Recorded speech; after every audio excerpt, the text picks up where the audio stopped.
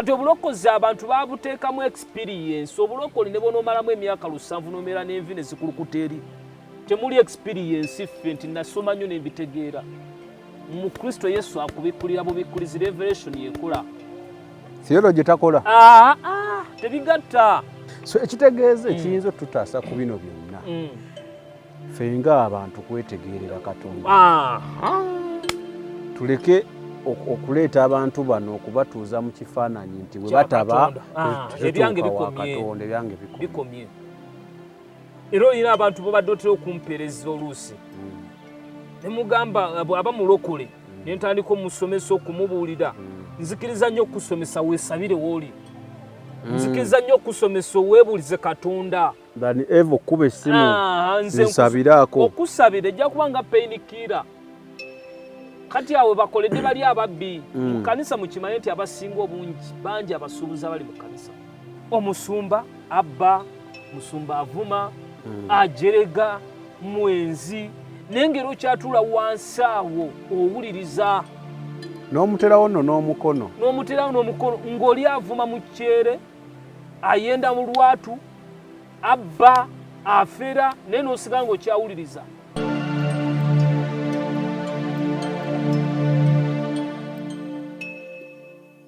kubanga nze nakizula natuuka mu kutegeerera ddala amazima nensaba Katonda okunkebera n'ebyo ebyonoono ebikisibwa wansi w'omutima gwange. Dawudi essaala eyo yagisaba onkebere n'ebyonoono ebikisibwa wansi w'omutima gwange. Bwe kiba mbala ya busungu efulume, bwe guba nga kuyaayaanira byansi bino ebigwa bifulume, bwe bannyongeza byonna bikole ki, byonna biki, bwenzi bwe bulisituka kyoyo ki ekirisituka kikole ki kifulume. Wabula ntuukirize omulimu gwa Mukama wange, ntuukirize ekyo kiyampa mu nsi, ntuuke engula eri aligimpa. Omanyi twatuuka dda kussa abalokole nga twewalana nti abasabira ewa gundi tebakwatagana na bagundi. Naye nga nandisuubidde nti ffenna tuba tukkiriza mu Katonda omu, ate gino egikozesebwa ng'emizindaalo tegyanditwawudde, because I believe nti omusumba obanga muzindaalo Katonda mwayisa. Of course bwe tuli si we tuli, naye tusituuka ng'emizindaalo gino gitwawudde nti oweegundi tasaba na bagundi, era ye waba tagenze ku church weeti tasaba. Tukijjawo tutya ekyo? Kakati Mukama waffe Yesu yabuuzibwa mu Matayo essula ya 13 ova ku nnyole 19, aliwo parables yali atuweza okulabirako. Naye wansi awo ayina n'agamba nti omwami omu yafuluma n'asiga eŋŋano ennungi. Ne bwe yasiga eŋŋano ennungi ey'ewaka, n'omulabe n'ajja n'asiga eŋŋano ey'omu nsiko ekiro. N'eŋŋano bwe yafuluma n'emeruka bulungi n'eyanya. Bagenda okulaba abaweereza be ng'ate mwajjiramu n'ey'omu nsiko, ne bamubuuza Mukama waffe, kyali kitya twasiga ennungi, kyali kitya okugiramu eki? Bino eby'omu nsiko. Aga nti mulabe yakola ekyo ye ng'amanyi. Bamubuuza nti tugende tugikoolemu, n'aga mubireke bikulire wamu. Ne ku ssaawa ey'enkomerero ajja kusiba ennungi eteekebwe mu mawanika, ey'omu nsiko esibwe omuganda esuulibwe ku muliro ekoleki esaanewo. Kakati byonna ebikolebwa Setaani yasigala aplantinga ebintu bye. Kati yatutuusa ku sseryo, manyi tulinga manyi mu Latin America eyo, North America, ba North America gundi Mexico gye ziwangaalira eyo ebeera North America eyo. Naye era bamalira ddala okukira eri wansi mu Latin America gy'osanga Colombia waliyo obubinja bw'abayaga bwe babuyita bukateero. Bukateero obwo bwonna bumenyi bw'amateeka. Butunda biragalalagala, butta abantu, butemula, naye tebukwatagana. Nenga bonna bakola kumpi. Bonna bakola mirimu egiri irigo. Bonna giri irigo, neera beerwana. Beerwanyisa. Kati bwandibadde bwekwata nti naye engeri gye tukola ffe n'obumenyi, emirimu egy'obumenyi bw'amateeka. Twekwate wamu, tulwanyise bano abatutawaanya. Newe bwesisinkana bwettu ate buli kimu buli kasanga kakola ekikambwe. okukakasa kali nti nze ndi muzibu nnyo zasinga kakati kyekino omulabe kye yakola mu kisibo kya Kristo Yesu ffenna tugaa tuli ba Luganda omulaba ffe ali omu ye Sitaani n'ekifo ky'okusigala nga tuli ffenna nga Mukama waffe watugambe Matayo 23:9 nti ffenna tuli ba Luganda ne misioni yaffe eri emu golo yaffe eri emu kulyowa myoyo gino okuyingira obwakabaka bwa Katonda kati ye yawulamu nti gwe Same Katero yo yesinga okimanyago ebyo ebigundi sinagogo zaabwe zibakola ze zikatero zaabwe era yagenze n'agamba nti kati mu kingdom zizaabwe kiwedde nti kati so si kingdom ya bwakabaka bwa abantu kabaawula abalenzi ku basajja kakati tubakulimba omuntu yenna nga ogamba oli musumba ng'oli mu ntalo oli mu mpaka gundi nze nsinga nti olina eggulu lyoyingiramu tebakulimba mpozi ly'emukono ne bw'oba ogamba lya Kristo Yesu yafa n'azuukira oyo atudde ku mukono gwa ddyo gwa Katonda kitaffumiza ebintu byonna teririiyo era omala biseera byo tuli muzikateero muli muzikateero omanyi nalaba nga firimu ezo nga balina teritole zaabwe totundirayo kintu kati tuli awo naffe tontambala sikutambala bw'oba gwe gy'oli nze siriimu andi bwe tutuuse bali muzikateero tuli wembera nti ow'emmengo tatambala weeno bw'oba oli wa Luganda ng'ogamba oli mulokole naye ng'olina kateero yo omulokole w'egindi n'ow'egindi ate ndoozera ogiraba ensigo eyo bagisiga ne mubakkiriza kuba nabo bambi balina we baakomera kuba babakulembera bikonwa ate ne bibakulembera muzibe akulembedde muzibe ebibuuzo byange bibadde bigenda beera bibiri naye sookoddemu kino abagoberezi bano bo tubakoledde ki kale bali tubaleke bikonwa abagoberezi bano bo tubakoledde kyekyokubiri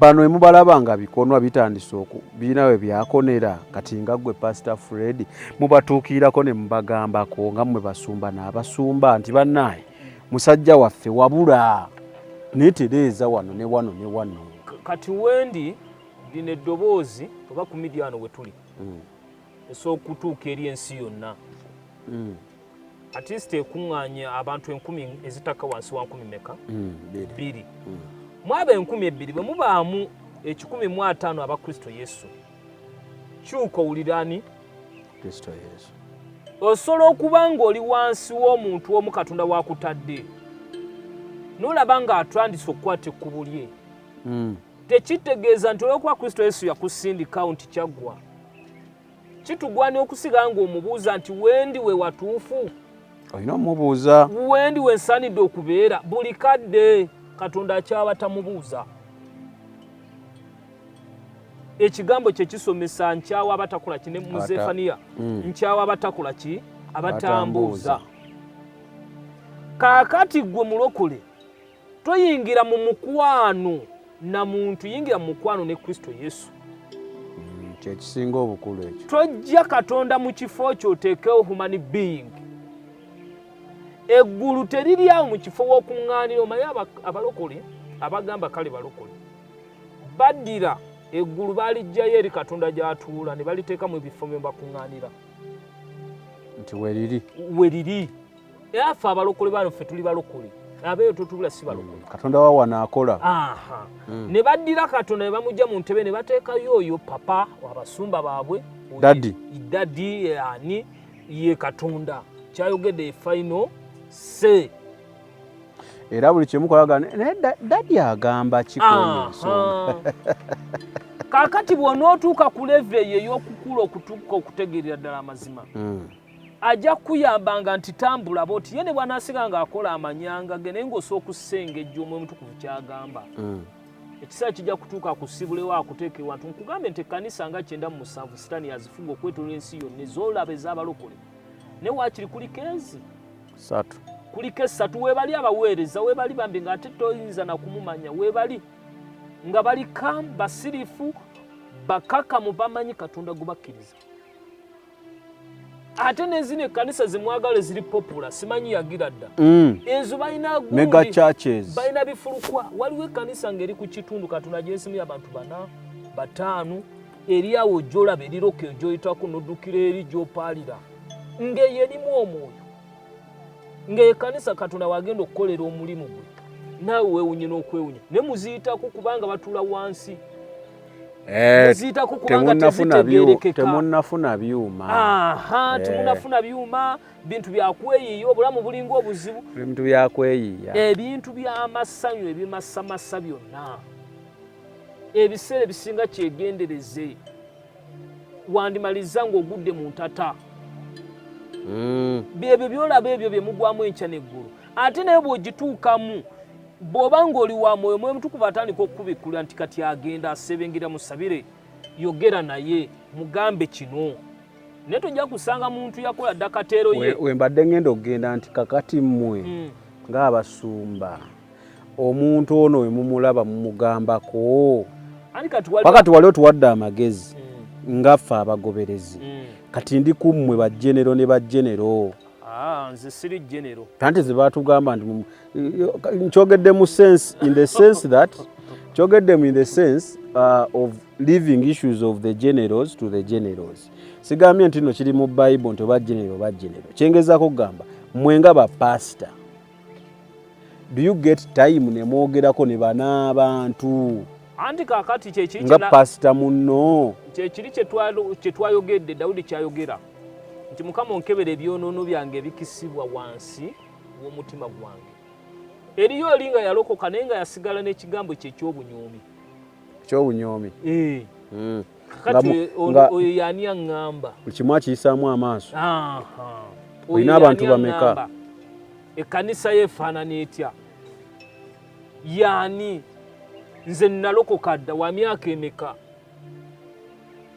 naye nti era obagga omulimu ogukoze responsi ye yamanyi mwe mugukoze amalalo galaba agali mu nsi ate nga ne mu nsi osobola okusangayo abantu abeetuwaza okusinga abalokole newewe sikulimba omuntu omulabye n'agamba sooka oyogere n'administrator sooka oyogere naye nga gwoyagala awuuli wali wuuli oyogere naye ate yakusindika oyogere n'oli olirayo ku ssimu butereevu nomulaba physically oba omutuukira naye sookola appointment sooka akola appointment naye nga kyagala kyangu nnyo naye nga atuusa okusanga omuntu w'ensi gye bali abalikaamu n'omusiŋŋaana bw'ati nga wansi weewuunye n'akuwuliriza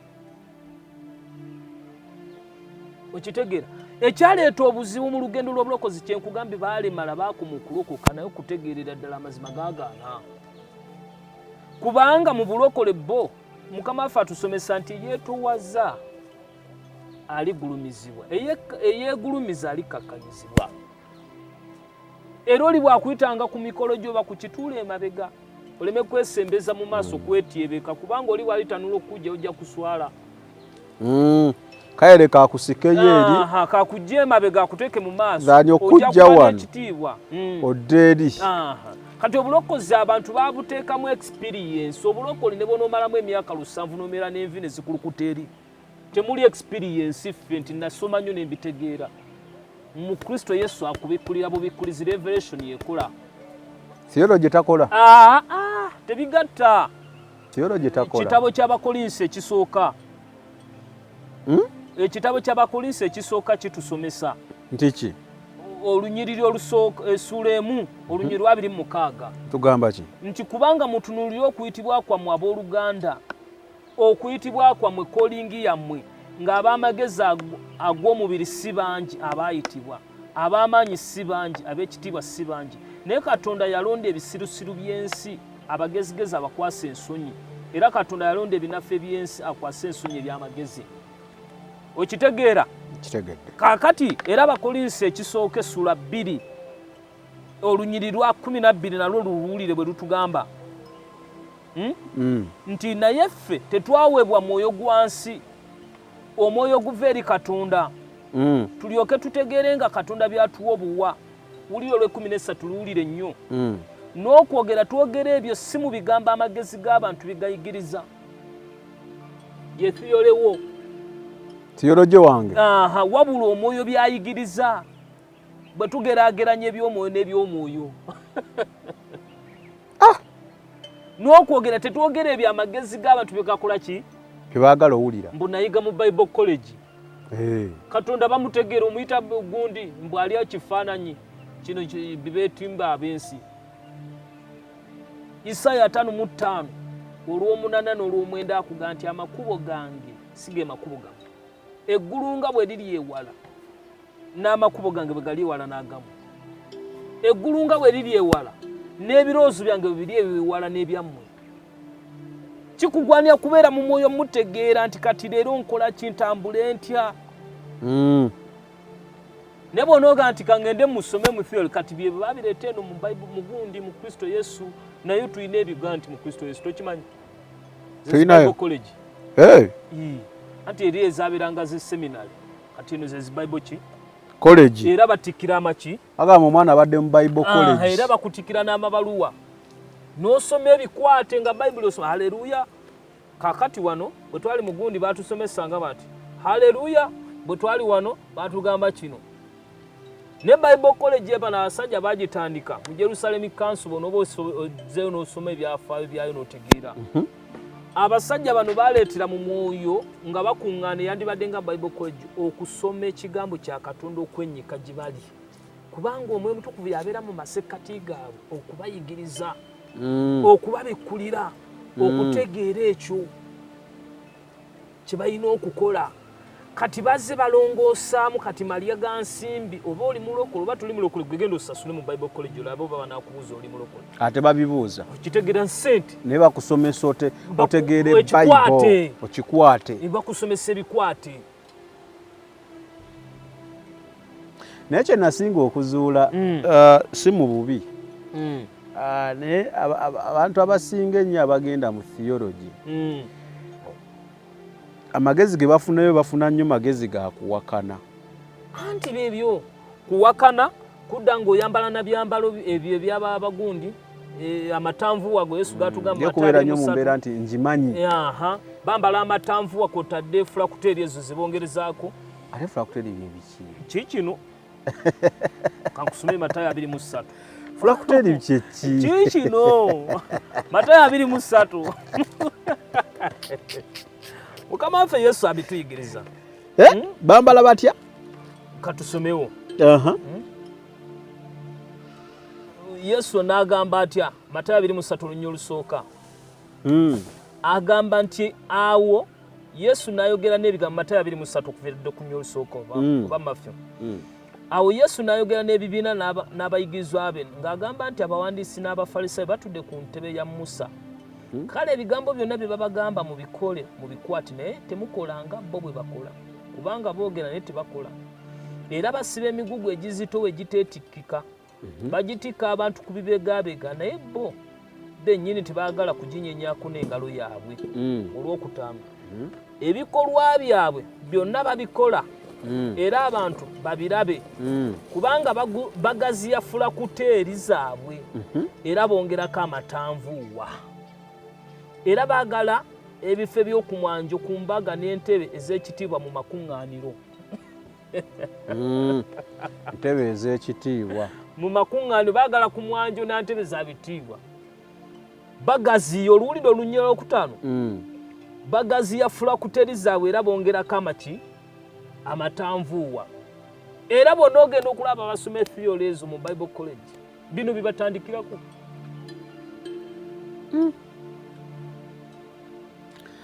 Waliwo omusajja yankubirako nali tukoze program kinaŋŋamba naye nga basumba nga basusse ne mugamba ki nanga waliwo omusumba waabwe baali basabira ttaka nga munaasabira okufuna ekifo ne bakifuna.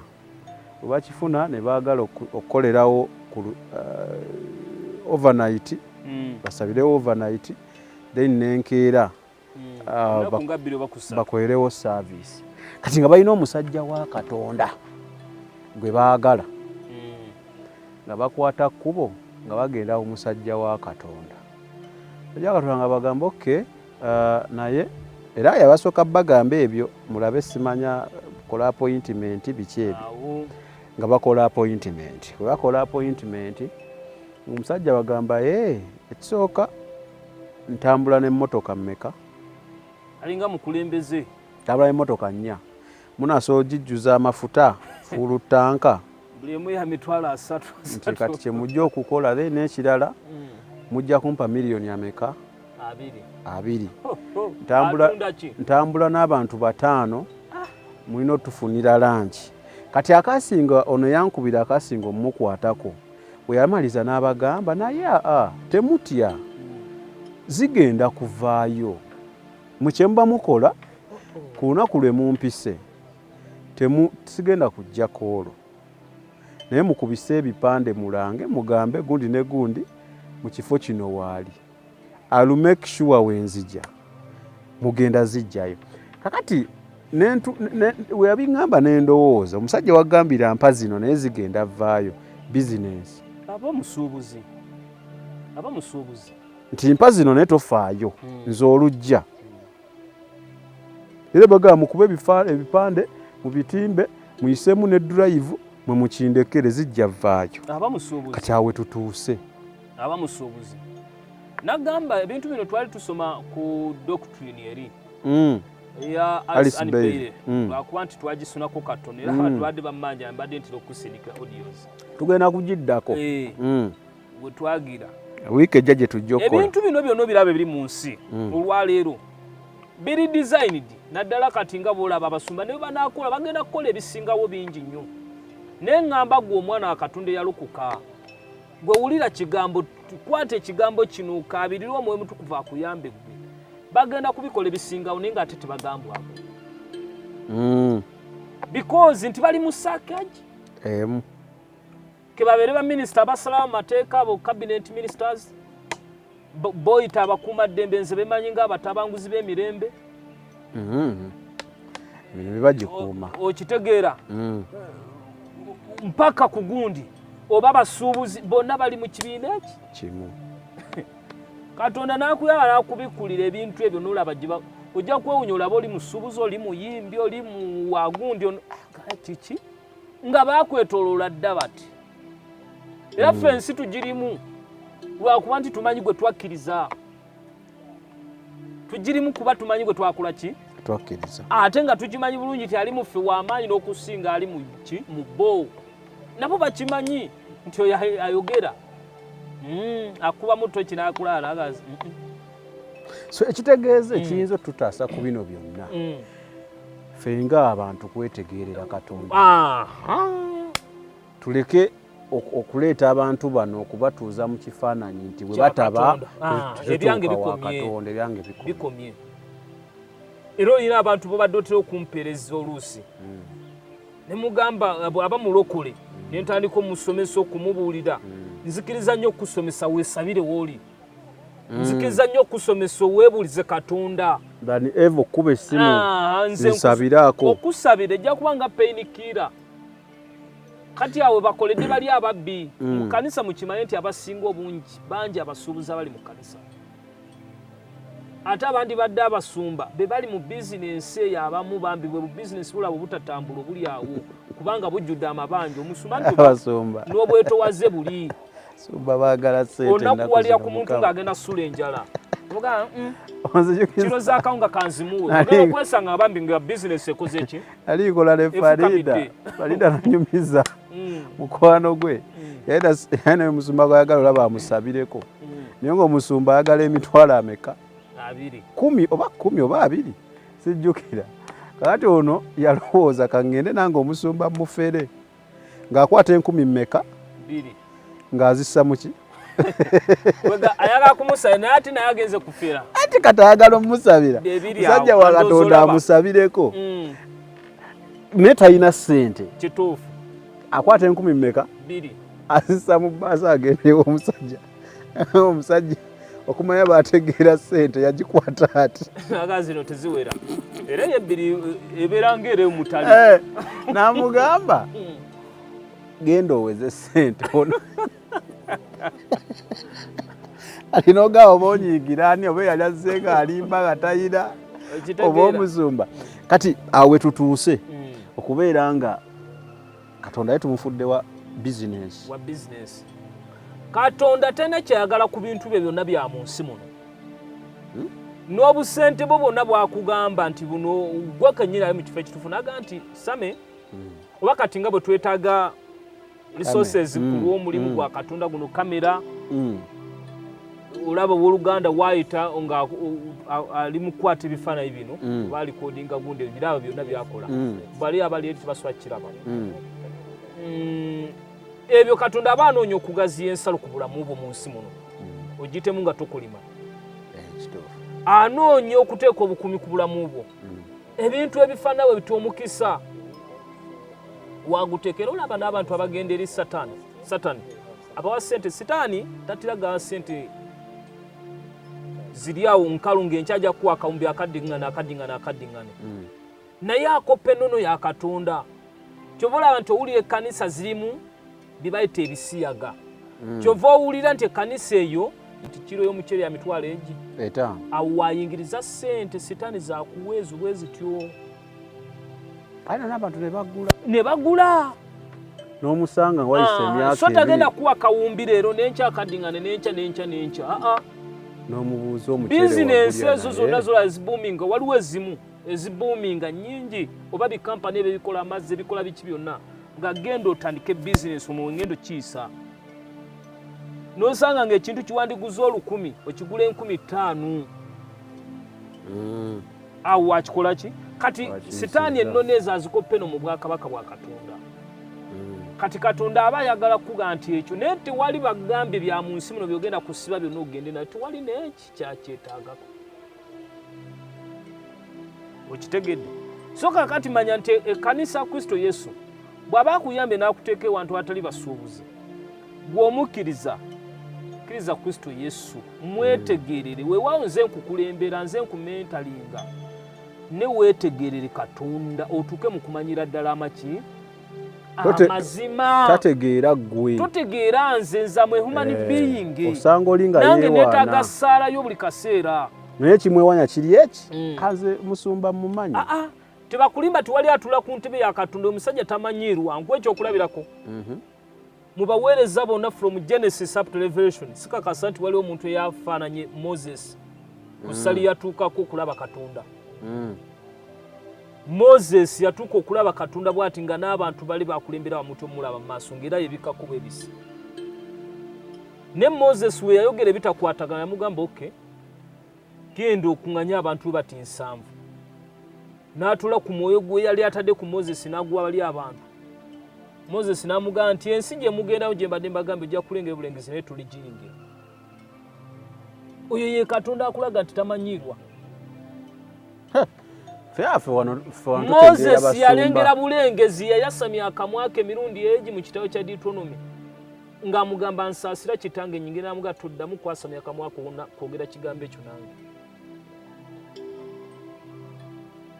n'agenda ng'akukuluma akoze eki n'alengera bulengezi naye tiyagiyingira oyo ye Katonda tamanyirwa Bayibuli bw'eba etusomesa mu Bebulaniya 12:28-29 nti tuweereze Katonda affe n'okukankana kubanga Katonda affe gwe muliro ogwokya oli consuming fire ekyo kyali ne gwe bibaddeyo ne bakusiriwaza n'olowooza nti oyo olw'okuba kulembera atula ne Katonda mujja kutuuka bulungi emagombe mwenna tubalabe eyo agaha musumba katudde wati obwesigwa bwo buteeke mu muntu kati munyiivu obwesigwa bwo buteeke mu kifo ekyo ky'olimu mujja kutuuka bulungi oli ewuwe buli omu ebikolwa byo byeyerudde mu maaso ga Katonda byeyerudde era nze waliwo abaweereza bendabyeko nga ku nsi kuno baali batenderezebwa bempuliddeko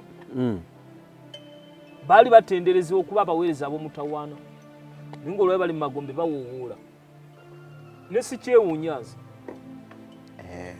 nga mubayita baani bajenero batya mpulira mubayita simanyi bajenero simanyi mwiramu ssebo ne tayito bajenero blank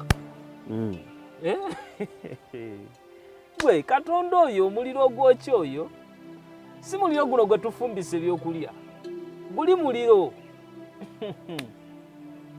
kale musumba yesebo nga tumaliriza otuwa amagezi ki amagezi genkuwa ekisooka ng'oyo musumba naffe abagoberezi naye sooka ffe abagoberezi osembeyo amagezi g'omusumba nze kati nga Katonda gw'asaasidde nampa ebintu n'embitegeera okuva mu bannaddiini okuviira ddala ku bafuzi ababafuga waggulu ku toopu okutuukira ddala ngamba oba chairman LC1 oba mulokole oba si mulokole oba yeeyita omulokole nga n'omusiraamu n'ebiki bali mu kinywa eki era nga balina n'ebifo mu bamiitinga fizikale n'olaba omuyimbi w'ensi abo babatwala obuyimba bumunyumirwa obwo simanyi bwa mukwano simanyi bwa laavu ojja kwewuunya nga bali mu kibiina kyekimu n'omusumba wo ate kanisa nnyingi ze mulaba nga zibuuminga naye nga bonna bali anda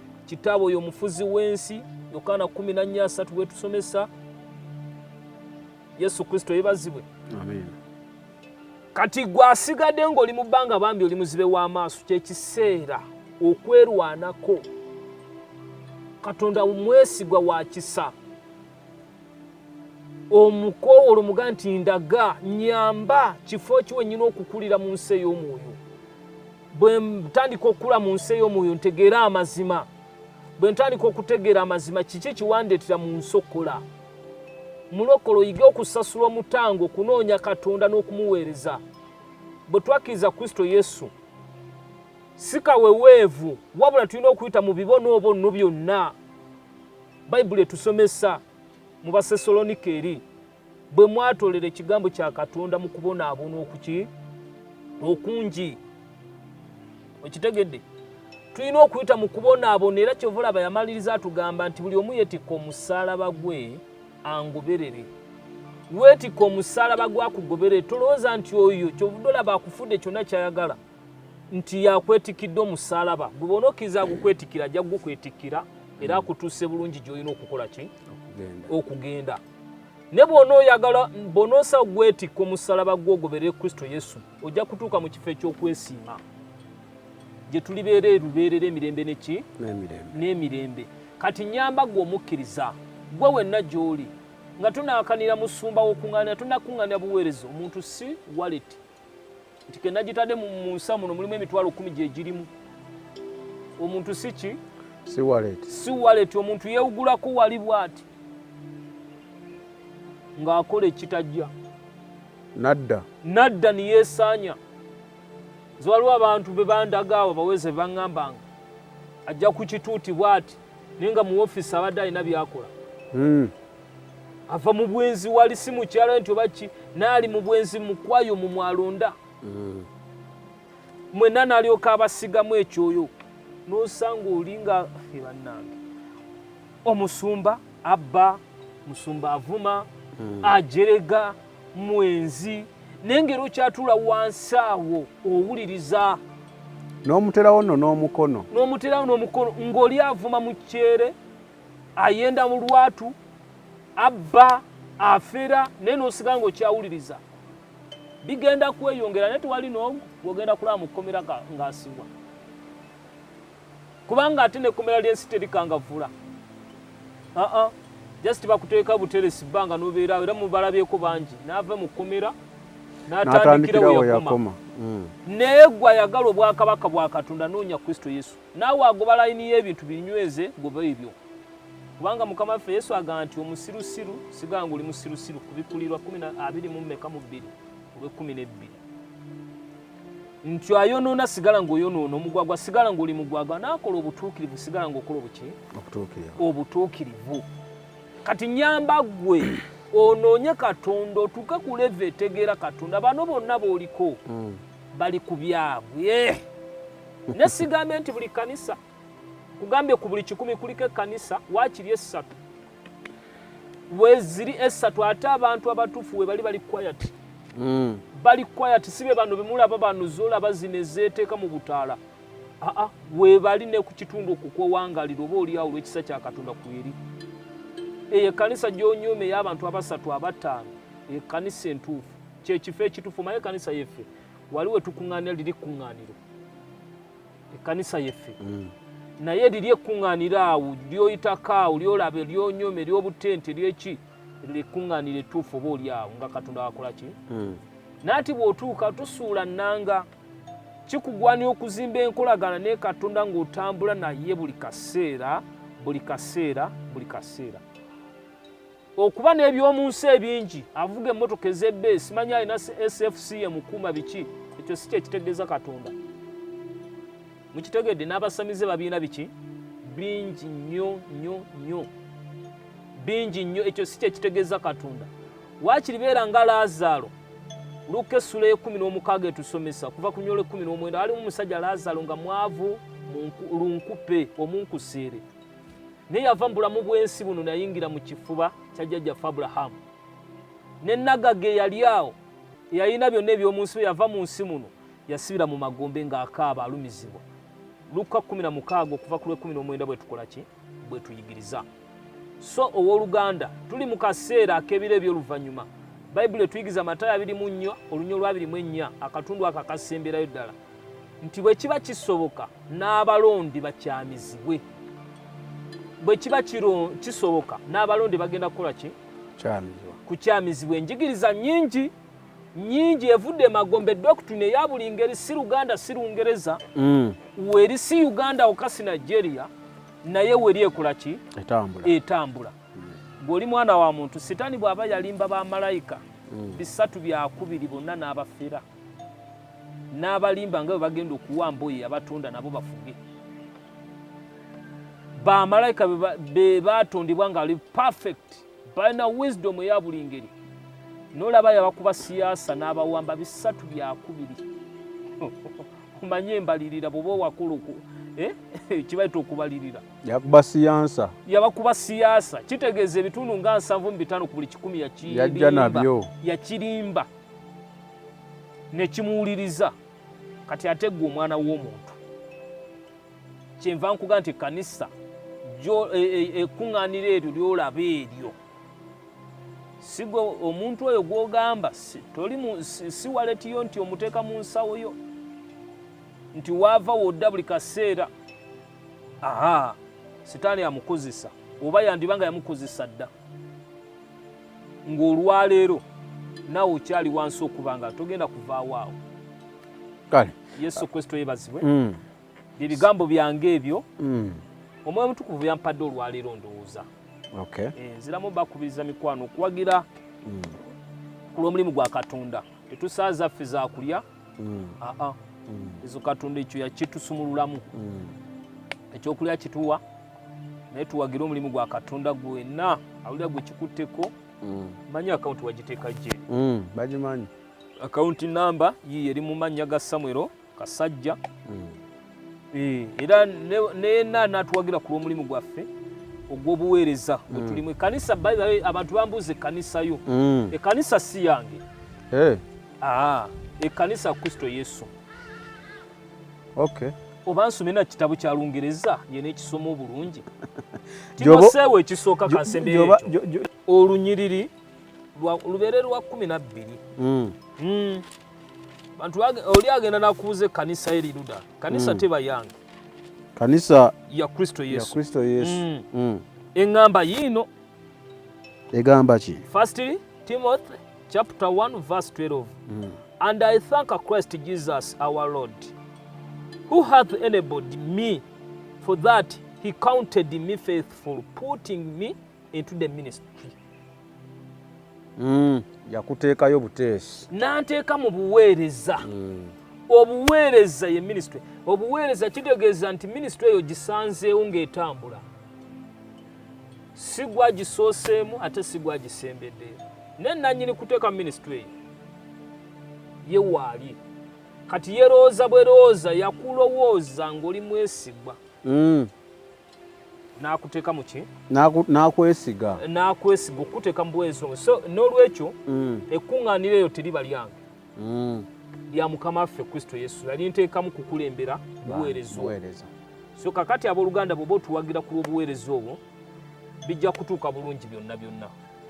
Yesu abawa omukisa. Nsaba kati Ekanisa bagiyita batya? Evangelism Oracles Ministries Kingdom of God International. Tusangibwa Kitagobwa Bamba. Enamba z'essimu nzibawe? Tekina mu buzibu? Abawe. Enamba z'essimu oba oyagala kwogera ku byaki, olina ky'oyitamu, kiki kyonna tusobola okugabana ku kigambo kya Katonda. Kijja kuba kirungi. Naawe akooye ebya Satani, manyi abantu bangi bambi gye bali eyo ate n'ekirala. Bakooye nnyo okugenda wansi eyo mu nnyanja. Aye kibeewuunyisa, abuuza kati nandiddukiddewo okuyambibwa. Ekanisa gye yandigenzeemu y'abalokole ate yeesanga ng'abasumba be bayita bali bagundi ab'omutawaana wano ate be batula bonna ku mmeeza. Kati yeebuuza nzirukirewa jangu eri Yesu bwakyaliwo amaanyi ge we bali abeesigwa omulembe gwonna nga nnyina w'akasanvu akatasobola kufukamirira mizimu wendi Kristo Yesu okunkozesa. Amiina. Enamba y'essimu eri 07 08 9 9 4 2 6 7. Eya MTN eri 0775 8 4 6 930. Manyi bwe tunasisinkana tujja kwogera bulungi. Bwenna ayagala okulokoka okukkiriza Kristo Yesu naawe abadde alina ekirowoozo okukola obubi inze tujja kusobola ekyo nkikubuulira kubanga setaani yakukakanyaza omutima naye akimanyi nti namutegeerera mumanyi tansobola tanyinza ali mu nze geemaanyi n'olwekyo kyukodde eri Kristo Yesu. Njagala basibula era mbasabira omukisa gwa jjajjaffe Abulahamu, Isaaka ne Isirayiri. Ekisa ekyo ekyandokola kirokole n'abo abatannaba kulokoka. Ekisa ekyo ekinywezeza mu lugendo lw'obulokozi emyaka gino 9 kikunyweze naawe oluganda otuuke mu kutegeerera ddala amazima, tulwane olutalo tuluwangule, tusobole okudda eri Katonda Kitaffe nga tuli bawanguzi era nga tutuukiriza ekyo ekyatuleeta mu nsi muno. Kubanga mu nsi tetuliimu kukyakala bukyakazi, wabula tulimu kwenenya ekyo ekyatwakola ate tusobola okudda mu maaso ga Kitaffe nga tusaanidde mu linnya lya Mukama waffe Yesu. Abanjagalire abawa omukisa mu bizinensi, mu maka gammwe, emirembe gya Katonda giramule gye muli mu linnya lya Yesu. Amiina. Okay, nange nja kusembyayo nga ngamba ate kino nsiiba nkyogera buli kaseera nti ebigambo Pastor Fred for example byayogedde byonna biyinza obutaba bibyo naye osobola ofunamu kimu bibiri. Gan reflect on it ojja kuba ate maybe weetereeza. Ekituufu kiri nti wotategeera nnyo Katonda then bajja kutegeerera ate okkiriza bakutegeerere toyina moral authority eyomba nti lwaki banzibye oba lwaki bankoze kino lwansonga wakkiriza omuntu oyo abeere Katonda oba yakutegeerera. Tukikomye. Ekyokulala abasumba babikola nkimanyi mwemanyi naawe okimanyi okola bintu bya kiyaaye nkimanyi naawe okimanyi nti nkola bya kiyaaye oba osobola weekube mu mutima because at the end of the day omanyi gyojja okulaga so weetaase nga ggwe omuntu tetugenda kukaka neffe tujja sigala nga twogera amazima betunyiiza munaatusonyiwa ne tulina buzibu na muntu yenna twajja kwogera mazima sa amazima egaga kunyiizizza nyigira simanyi goyina kunyiigira kale asamika gemanya gange Lwani Selima yabadde ku kamera tujja kubeerangawo buli week n'omukulu ono era nsuubiza nti wiiki ejja eyo tujja kuddamu ate tutemeteme bupya gundi ziri amateeka gali programs ziri 10 points paka we tunaazimalayo wiiki ejja tujja tutandika nazo kuba abasinga mulayika temwazitegeera bulungi so nkwebaza okujja Mukama akuwa omukisa. We sign out. Balikola mulimu gwa Katonda naawe. Amiina.